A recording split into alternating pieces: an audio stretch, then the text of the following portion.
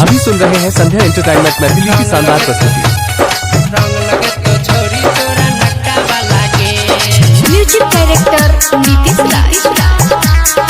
अभी सुन रहे हैं संध्या एंटरटेनमेंट की शानदार प्रस्तुति। होलिया में एना नहीं करे लगे, होलिया में एना नहीं करे लगे। रंग लगे तो छोरी वाला डाही वाला के, रंग लगे तो छोरी तोरा नक्का वाला के। होलिया में एना नहीं करे लगे, होलिया में एना नहीं करे लगे। रंग लगे तो छोरी वाला डाही वाला के, रंग लगे तो छोरी तोरा नक्का वाला के।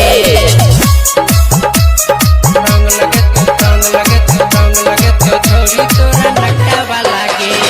म्यूजिक डायरेक्टर नीतीश राज। नक्का वाला के। होलिया में गरमी उतार देबोगे, लाला का पियर का ढार देबोगे, लाला का पियर का ढार देबोगे। होलिया में गरमी उतार देबोगे, लाला का पियर का ढार देबोगे, ढार देबोगे। होलिया में एना नहीं करे लगे, होलिया में एना नहीं करे लगे।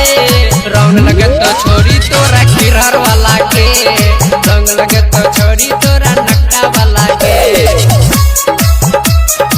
अभी सुन रहे हैं संध्या एंटरटेनमेंट मैथिली की शानदार प्रस्तुति। छोरी तोरा नक्का वाला के।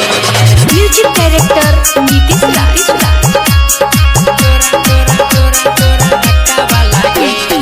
जिए रंग बाजो हम बताई देबोगे, ऊपर से नीचे लगाई देबोगे, ऊपर से नीचे लगाई देबोगे।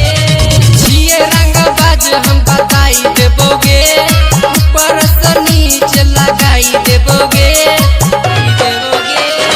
घूरन अमरेश कहै छवान गे, घूरन अमरेश कहै छवान गे।